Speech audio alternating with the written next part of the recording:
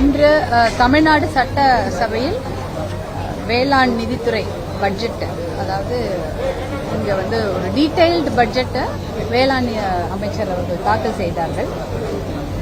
இது வேளாண் பட்ஜெட் அப்படின்னா வெறும் பயிர், நெல், கரும்பு, அந்த மரங்கள், அந்த பயிர், தோட்டப்பயிர் இல்ல விளைபயிர், அதை மட்டும் இல்ல, பால் வளம், அதுக்கப்புறம் மீன் வளம், அதுக்கப்புறம் கூட்டுறவு, பருத்தி, பட்டுத்துறை, இது மாதிரி 22 துறைகளுக்கான பட்ஜெட் தான் இன்னைக்கு தாக்கல் செய்யப்பட்டது. வெறும் அக்ரிகல்ச்சர் பட்ஜெட் மட்டும் இல்ல, 22 கோஆபரேட்டிவ் பற்றியோ, மீன்வளம், கால்நடைத்துறை, இப்படி எல்லா துறைகளுக்கான பட்ஜெட் தான் இன்னைக்கு தாக்கல் செய்யப்பட்டது. அதனால இது ஒரு டீடைல்டு பட்ஜெட்டா தாக்கல் செய்தாங்க. முதற்கண் இயற்கை விஞ்ஞானி நம்மாழ்வார் அவர்களுடைய பெயரில் பட்டய படிப்புக்கான ஒரு பல்கலைக்கழகம் ஆரம்பிக்கப்படும்னு சொல்லியிருந்தாங்க. அதுக்கு வாழ்த்துக்களை தெரிவிச்சுக்கிறோம். அவர் பெயரிலே இயற்கை விஞ்ஞானி நம்மாழ்வார் அவர்கள் பெயரில் விருது வழங்கப்படும் என்று அறிவித்திருக்கிறார்கள். அதே போல அஞ்சலை அம்மாள் அவர்கள் பெயரிலும் விருது வழங்கப்படும் அறிவிச்சிருக்கிறாங்க. அதுக்கு மனமார்ந்த வாழ்த்துக்களை தெரிவித்துக் கொள்கின்றோம். ஒரு துறைக்கும் தனித்தனியா நிறைய கழகங்கள் இருக்கிறது. இப்போ சிறுதானிய கழகம், குறுதானிய கழகம், கரும்பு, பனை, நெல், வாழைன்னு தனித்தனியா ஒன்னொன்றுக்கும் டீட்டெயில் பட்ஜெட் கொடுத்தாங்க.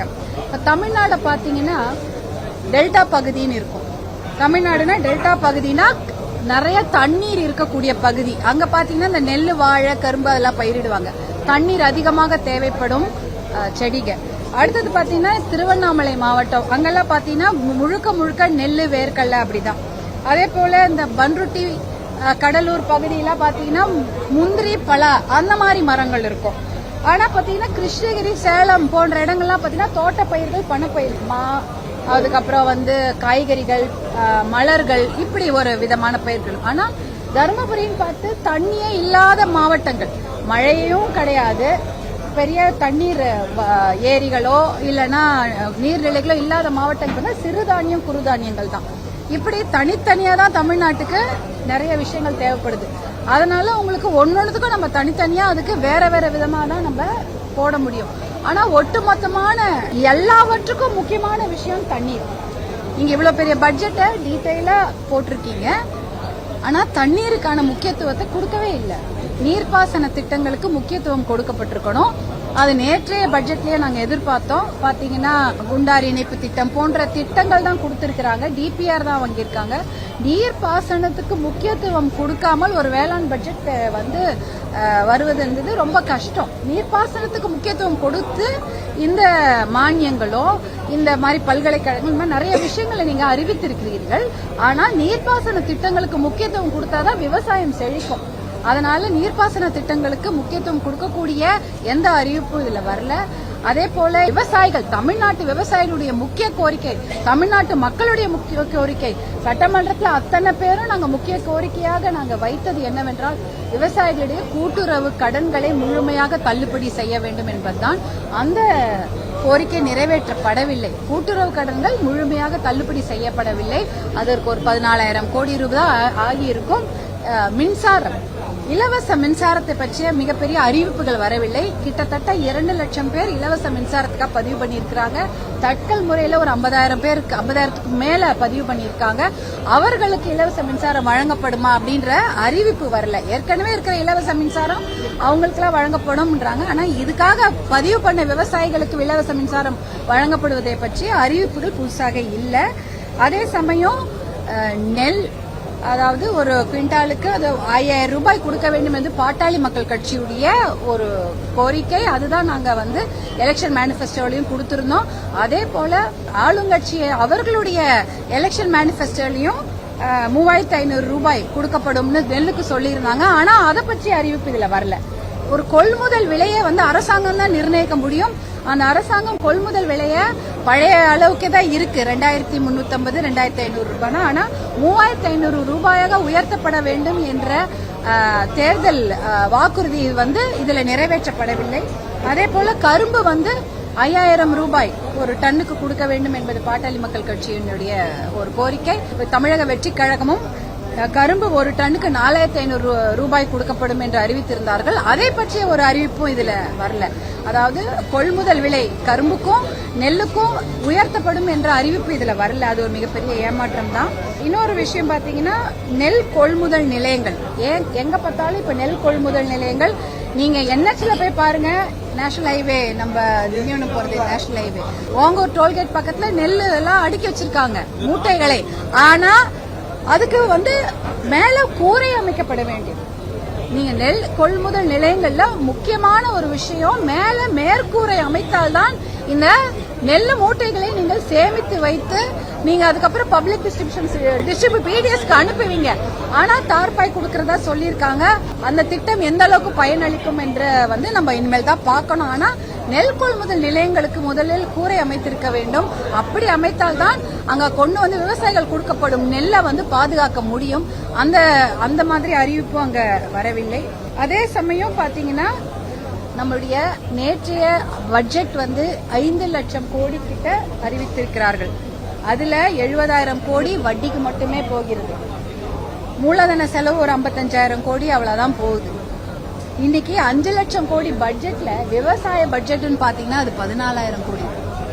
5 லட்சம் கோடியில விவசாய பட்ஜெட் வெறும் 14,000 கோடி. இந்த அனைத்து துறைகள் 22 துறைகளையும் சேர்த்து, மீன்வளம், பால்வளம், பருத்தி, அப்புறம் கால்நடை துறை, இப்படி அனைத்து துறைகளும் சேர்த்து 22 துறைகளும் சேர்த்து 58,000 கோடி தான் பட்ஜெட். அதாவது இதுதான் தமிழ்நாட்டுக்கு முக்கியமான பட்ஜெட், தேவையான பட்ஜெட். இதுல வெறும் 58,000 கோடி தான். அதுலயும் வேளாண் துறைக்கு 14,000 கோடி தான். அப்ப 5 லட்சம் கோடியில நீங்க கடன் செலவெல்லாம் போக கிட்டத்தட்ட 4 லட்சம் கோடியாவது இருக்குது. இல்ல 4 லட்சம் கோடிக்கு குறைவாக இருக்கிறது. இல்ல 25%னாலும் 1 லட்சம் கோடி ரூபாய்க்கு நீங்க வேளாண் துறை பட்ஜெட்டையோ இந்த மற்ற துறைகளை சார்ந்த அத்தனை பட்ஜெட்டை போட்டிருக்கணும். ஆனா அதற்கு அதுல பாதி தான் போட்டிருக்காங்க. 25% கூட இல்ல, ஒரு 12-13% தான் பட்ஜெட்ல விவசாயத்திற்கும் மற்றபடி இந்த கிராமத்துல இருக்கக்கூடிய மீன் வளமா இருக்கட்டும், கால்நடையா இருக்கட்டும், பால் வளமா இருக்கட்டும், பருத்தி, பட்டு போன்ற எத்தனையோ துறைகள் இருக்கு. இதற்கெல்லாம் கொடுக்கக்கூடிய முக்கியத்துவம் 12% தான். அப்படின்றதுதான் கொஞ்சம் மனசுக்கு வேதனையான விஷயமாக இருக்கிறது. முக்கியமாக விவசாயத்திற்கு மிகப்பெரிய அளவுக்கு பட்ஜெட்டில் நிதி ஒதுக்கி இருக்க வேண்டும். அதை ஒதுக்கப்படவில்லை. நீர்ப்பாசன திட்டங்களுக்கு முக்கியத்துவம் தரவில்லை. இதெல்லாம் கொஞ்சம் வேதனைக்குரிய விஷயம். இதனால விவசாயிகளுக்கு மானியங்கள்லாம் அறிவித்திருக்கிறாங்க. இதையெல்லாம் எப்படி கொண்டு போவாங்க அப்படின்னு பார்த்தா, தண்ணி இல்லாம இந்த விஷயத்தெல்லாம் செயல்படுத்த முடியுமா என்பது மிகப்பெரிய கேள்வி. நன்றி.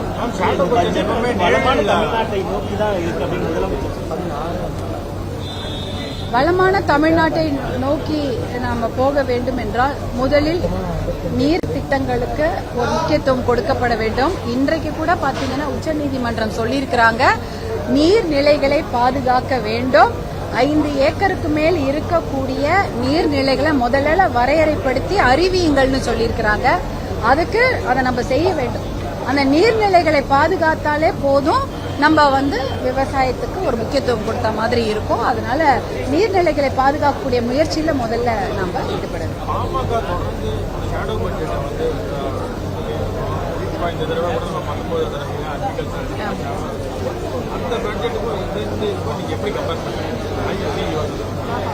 அதை நாங்க இப்பதான் வேளாண் நிழல் நிதிநிலை அறிக்கையை பாட்டாளி மக்கள் கட்சி 19 வருடங்களாக தொடர்ந்து வெளியிட்டுக் கொண்டிருக்கிறது. முக்கியமாக நீர்ப்பாசன திட்டங்களுக்கு தான் முக்கியத்துவம் கொடுக்கப்பட்டிருக்கும். அது இதுல இல்லாததுதான் நம்ம ஒரு கம்பாரிசனா பார்க்கலாம். இன்னும் நிறைய விஷயங்கள் இருக்கும். அதையெல்லாம் நாங்களும் இந்த பட்ஜெட்டை ஒப்புமைப்படுத்தி அதை கட்டி. காவேரி தண்ணீர் உங்களுடைய தொகுதியில் இருக்கக்கூடிய விவசாயிகளுக்கும் பொதுமக்களுக்கும் ரொம்ப அவசியம். காவேரி தண்ணீர் நமக்கு கிடைக்கல, அனைத்து கட்சி கூட்ட அவசியம் பேசுறாங்க, எதிர்கட்சிகள் ஒரு பேசுறாங்க. அதை பத்தி எதுவுமே ஏன்னா உங்களுடைய மாவட்டத்துக்கு ரொம்ப பிரதானம். ஆமாமா, கண்டிப்பாக அப்படிப்பட்ட அனைத்து கட்சி கூட்டத்தை கூட்டி ஒருமித்த கருத்தை கொண்டு போய் நம்ம புதுடெல்லியில போய் நீர்வளத்துறை அமைச்சர் பிரதம மந்திரியில பார்க்க வேண்டும் என்ற ஒரு கோரிக்கையை மருத்துவர் அன்புமணி அவர்கள் தான் முதல்ல சொன்னார். நன்றி. 28 சேர்த்து ஒரு அறிக்கை விட்டாங்க. நீங்க தொடர்ச்சியா போராடுறது பள்ளிக்கரண சதுப்பு நிலம் பாதுகாக்கப்பட வேண்டும், அந்த மாதிரியான அறிவிப்புகள் ஏதாவது இருக்கா? அதெல்லாம் எதிர்பார்த்து சுற்றுச்சூழல் சம்பந்தமாக, அதாவது அந்த பண்ணை குட்டைகள், அதை பற்றிய அறிவிப்புகள் வந்தது. பண்ணை குட்டைகளை உருவாக்க வேண்டும், நீர்நிலைகளை அதாவது அந்தந்த நிலத்துக்குள்ளே இருக்கக்கூடிய பண்ணை குட்டைகளை பற்றிய அறிவிப்புகள் வந்திருக்கு. ஆனால் பள்ளிக்கரணை பற்றிய அறிவிப்பு அதில் வரல. நன்றி.